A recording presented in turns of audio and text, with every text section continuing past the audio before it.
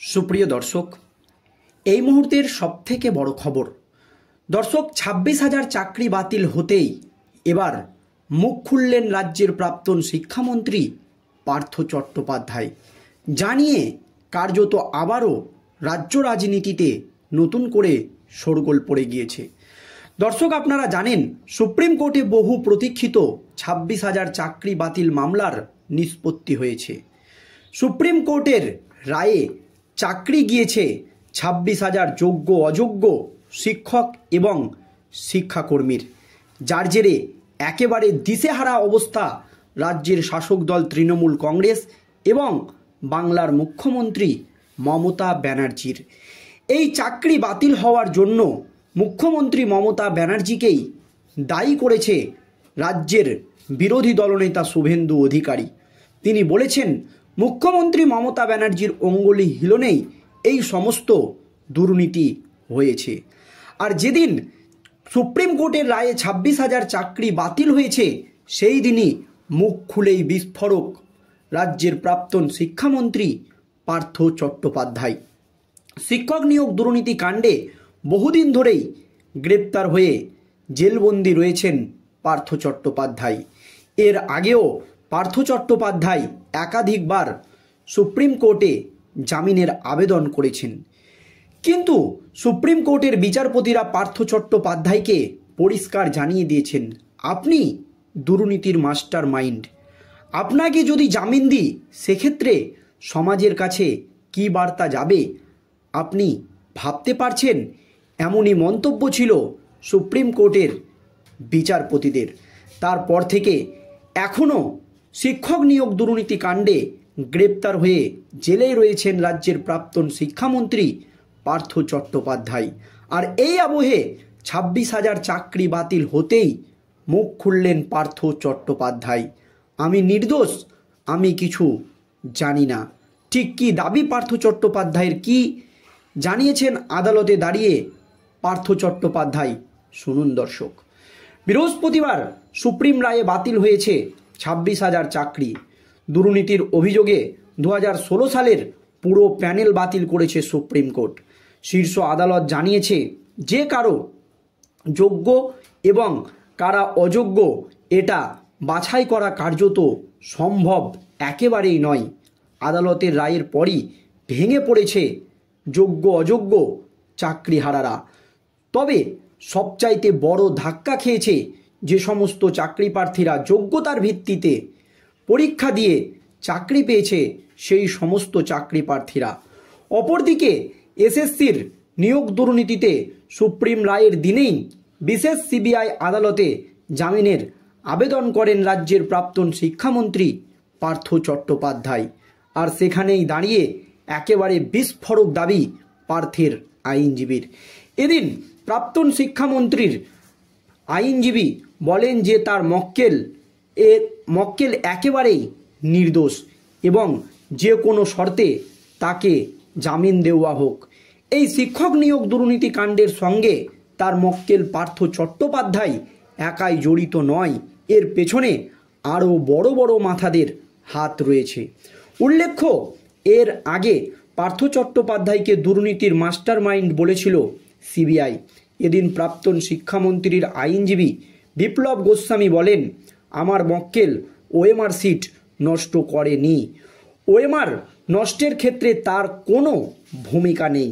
CBI তাদের প্রথম চার্জশিটে OMR sheet নষ্ট করার জন্য একটি সংস্থাকে যুক্ত করেছিল।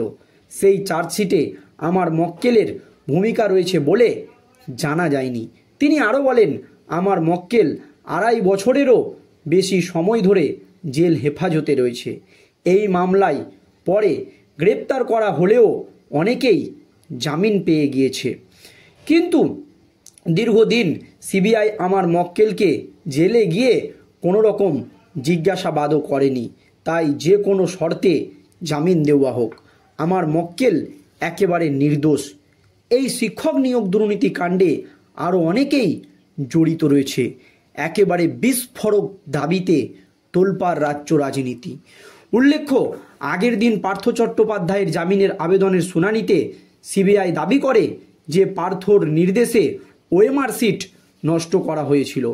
এই দাবির প্রেক্ষিতেই এই মন্তব্যে পার্থ চট্টোপাধ্যায়ের আইনজীবী বিস্ফোরক দাবি করেন যে সিবিআই তাদের চার্জশিটে কোনো রকম উল্লেখ করেনি যে প্রাক্তন শিক্ষামন্ত্রী পার্থ চট্টোপাধ্যায় ওএমআর সিট নষ্ট করেছিল। এরপর সিবিআইয়ের আইনজীবীকে বিচারক শুভেন্দু সাহা প্রশ্ন করেন যে নতুন করে কিছু বলার আছে কিনা। উত্তরে সিবিআইয়ের আইনজীবী বলেন, না, আমাদের কিছু বলার নেই। এরপরেই বিচারক বলেন, এখানেই শেষ করা হলো এই শুনানি, রায়দান আপাতত স্থগিত রাখা হয়েছে। তবে সুপ্রিম কোর্টের নির্দেশে 26,000 চাকরি বাতিল হতেই এবার পুরো মন্ত্রিসভা গ্রেপ্তার হওয়ার আশঙ্কাও তৈরি হয়ে গিয়েছে। কারণ চাকরি বাতিলের নির্দেশ সুপ্রিম কোর্টে বড়সড় ধাক্কা খেয়েছে রাজ্য সরকার। দীর্ঘ শুনানির পর এসএসসির নিয়োগ করা 25,000-এরও বেশি শিক্ষক শিক্ষাকর্মীর চাকরি বাতিলের নির্দেশ দিয়েছে সুপ্রিম কোর্ট।